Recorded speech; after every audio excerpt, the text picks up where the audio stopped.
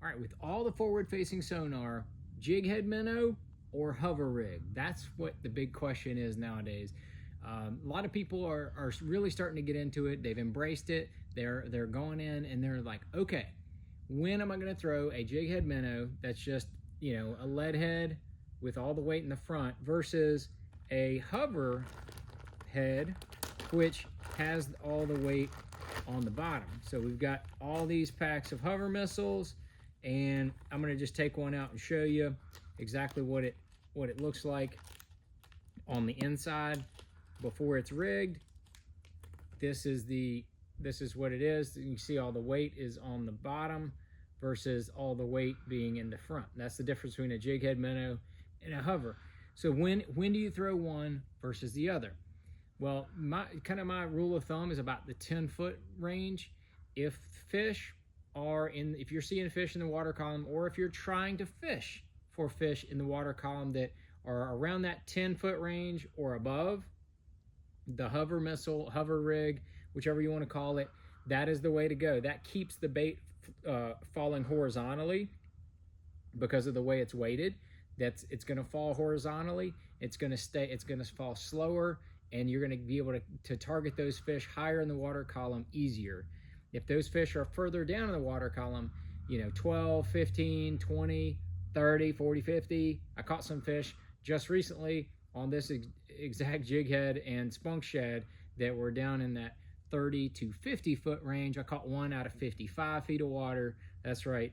It's kind of wild, but that's the big difference. So when you get to fishing the jig head minnow versus the hover rig, jig head minnow is a little simpler, a little easier, a little more understood. You throw it out there, let it get down towards where the fish are, and then try to keep it just above the level of the fish. That's really the key. You can shake the bait, you can just straight reel it, you can hop it, you can jerk it, you can do whatever you want to do to try to trigger those fish to bite it. The hover rig is a little bit different because that weight is horizontal. It's there. You're not going to be shaking that bait. The bait's not going to be doing that roll. It's not going to be jumping up and down too much. So really, there's one way you fish it. You throw that bait out there, that hover rig. You throw it out there, and then you just start slowly reeling it, and that bait's going to come forward.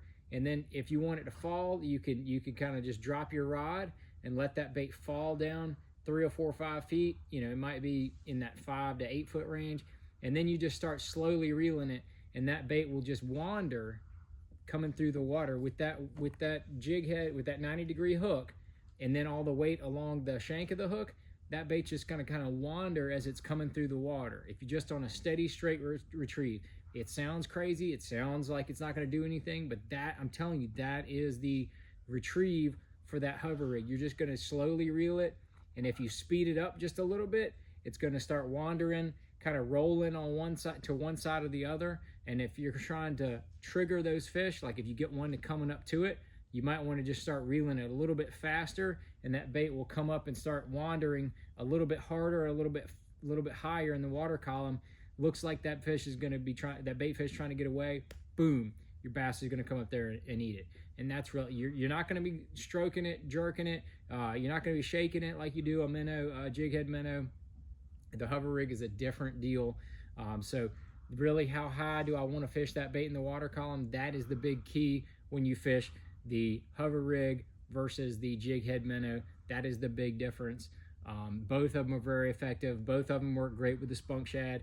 You can use all sizes. There's not like one size fits all kind of situation here. You got everything from a 3-inch up to a 5.5-inch spunk shad. I mean, you can put that hover rig on a 5.5-inch. Got a little off-colored water. Maybe they're feeding on bigger bait, trying to catch bigger fish. You can go with that bigger sized that hover rig and just absolutely smash them on that spunk shad. So there's your difference. You have any real life situations, drop them down there in the comments so we can all learn. Thanks.